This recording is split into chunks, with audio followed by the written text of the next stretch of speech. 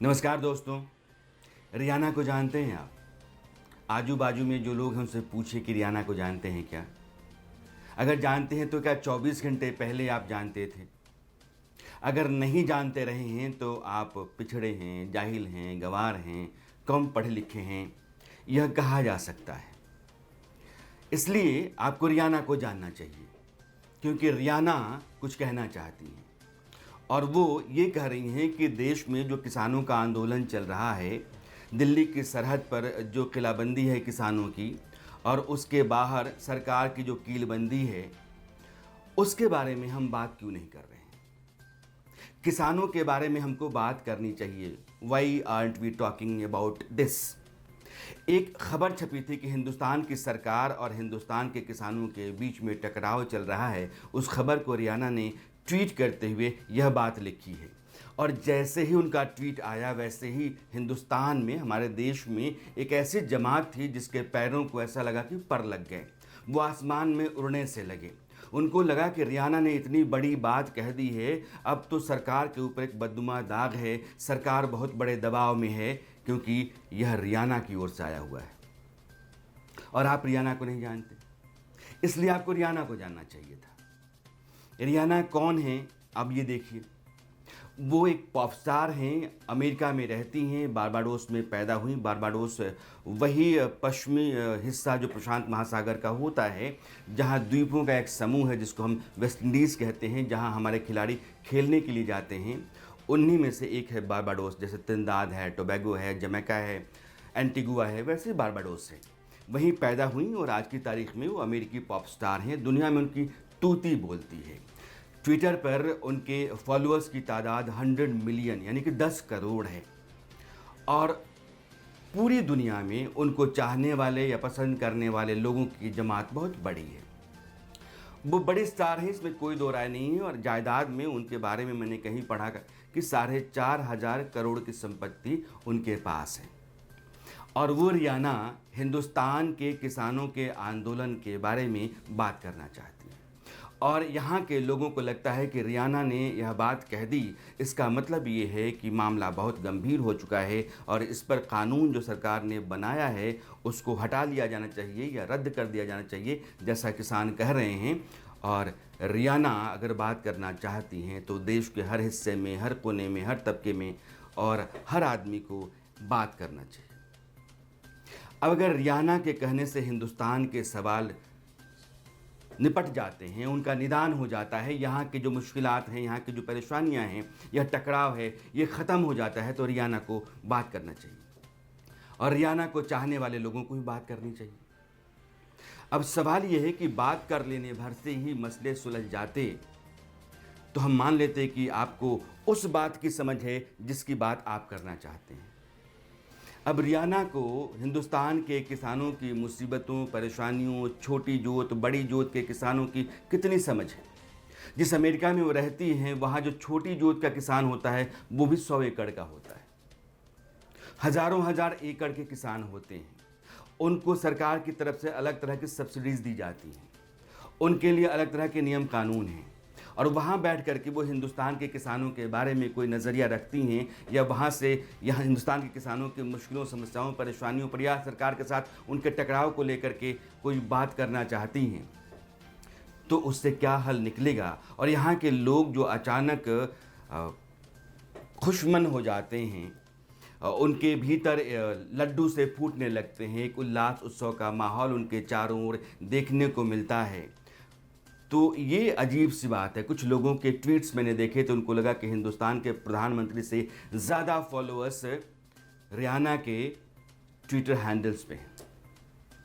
अब Twitter handle पे follower अगर ज़्यादा हैं तो क्या रियाना को हिंदुस्तान जैसे बड़े मुल्क का प्रधानमंत्री बना दिया जाए?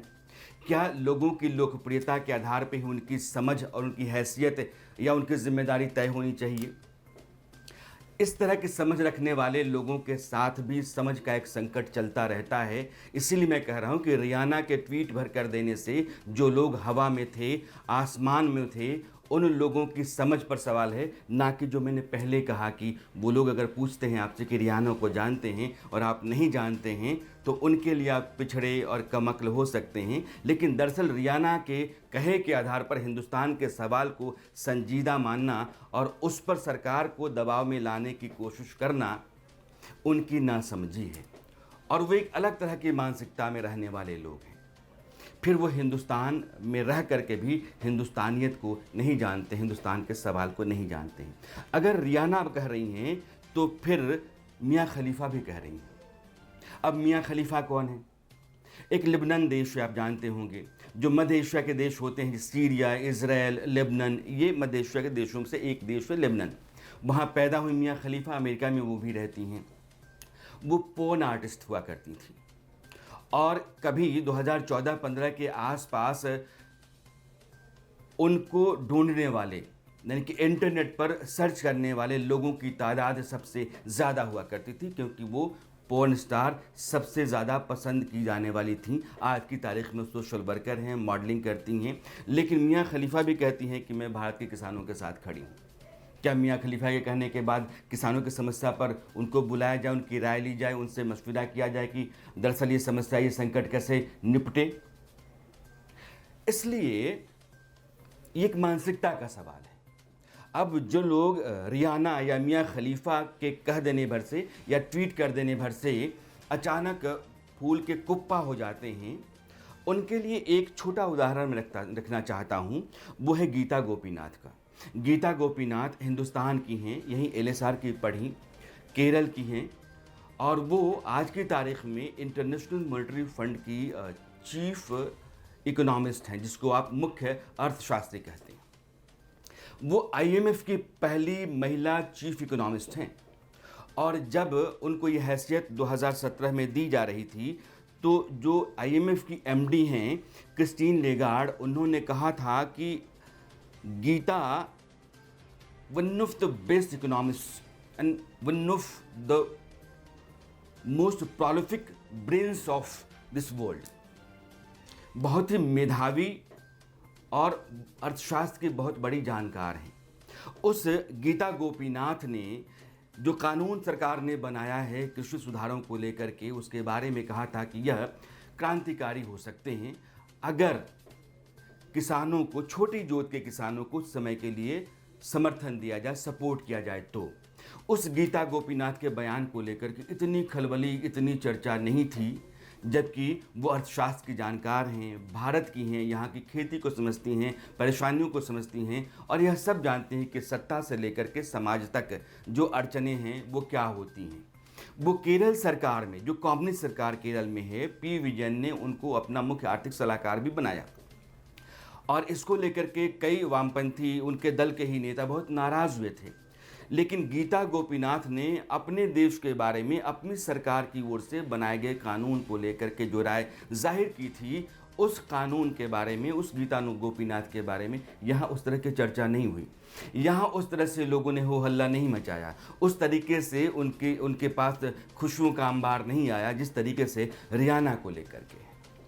वैसे वो इस बात पर भी मचल सकते थे कि मियाँ खलीफा ने भी कुछ ट्वीट किया है, लेकिन हिंदुस्तान का कोई मसाइल, यहाँ का कोई मसला अंतर्राष्ट्रीय बिरादरी में या अंतर्राष्ट्रीय हलकों में ठीक से चर्चा में आए और देश के भीतर के हालात को लेकर के लोग ठुक्का फजीहत करें या इस तरीके से कटाक्ष करें जिनको उनसे कोई लेना देना नहीं है, जिनकी समझ नहीं है खेती की और किसानी की, वो सब लोग अगर भारत के बारे में अपनी राय जाहिर करते हैं और भारत की बदनामी होती है तो कुछ लोगों को इससे आनंद मिलता है और वो खुश होते हैं। पहला सवाल सिर्फ इतना ही भर है कि जिस मामले को लेकर के हम अपनी राय जाहिर करने जा रहे हैं, उस राय को लेकर के हमारी अपनी समझ कैसी है, यानी कि हमने कितना पढ़ा है, कितना जाना है, और उस कानून को जहां इम्प्लीमेंट करना है, जहां लागू करना है, यानी किसानों के बीच में खेती पर, उसकी अपनी समस्याएं क्या हैं। तो किसान और किसानी, सरकार और सरकार का कानून, इसको अगर हम ठीक से पढ़ लें, समझ लें, तो देश के भीतर देश के ही मसाइल हल होते हैं, वो बाहर से होते नहीं हैं। लेकिन रियाना को नहीं जानने या मियाँ खलीफा को नहीं जानने, या फिर हम वो स्वीडन की ग्रेटा थनबर्ग हैं, है ना, उन्होंने भी एक ट्वीट किया था। ग्रेटा थनबर्ग को आपने तब जाना होगा जब पर्यावरण को लेकर के एक अंतर्राष्ट्रीय गोष्ठी हो रही थी, उसमें उन्होंने एक भाषण दिया था जिसको लेकर के उनकी चर्चा थी। लेकिन ये सब लोग इसलिए कर रहे हैं क्योंकि भारत का किसान या देश का किसान कहीं का भी हो, एक ऐसा वर्ग है जो देश को खिलाता है, पेट भरता है उसका, और वो अन्नदाता है। उसको लेकर के दुनिया के तमाम मुल्कों में एक सी ही राय रहती है, जैसी राय जवानों के बारे में रहती है। जवान और किसान किसी भी देश के दो बाजुएं हैं, और उनके ज़रिए ही वो अपनी ज़िंदगी जीता है, कमाता है, खाता है, लड़ता है, भिड़ता है। इसलिए उनको लेकर के कहीं भी भावना में कोई दोष नहीं होता है। हमारे देश के किसानों के भीतर या यहाँ जो समस्या चल रही है, जो आंदोलन चल रहा है, इस आंदोलन का टकराव उस कानून से है जो सरकार ने बनाया है। वो कानून उनके मुताबिक पूरी तरह से रद्द कर दिया जाना चाहिए। सरकार कहती है कि संशोधन के साथ ही सही, लेकिन इसको लाना ज़रूरी है, क्योंकि खेती में अगर क्रांति लानी है और खेती के ज़रिए देश को तरक्की के रास्ते पर ले जाना है, किसानों की आमदनी बढ़ानी है, तो ये ज़रूरी है। सरकार की राय को आप सिरे से खारिज नहीं कर सकते, किसानों की बात को भी आप पूरी तरह से रद्द नहीं कर सकते। इसका मतलब कि बीच में कोई रास्ता है जो सरकार के लिहाज से भी ठीक है और किसानों की बेहतरी के लिए भी मुफीद है, लेकिन वो रियाना नहीं बता सकती, वो मियाँ खलीफा नहीं बता सकती। और ऐसे लोगों की बात को लेकर के बहुत प्रफुल्लित होने, उत्साहित होने, खुश होने या मन में लड्डू फूटने और फिर तमाम तरह के बयान या ट्वीट करने का कोई फ़ायदा नहीं है। मेरी आपकी मुलाकात कल फिर होगी। मामला कुछ नया होगा, मुद्दा कुछ नया होगा, सवाल नया हो सकता है। तब तक के लिए नमस्कार।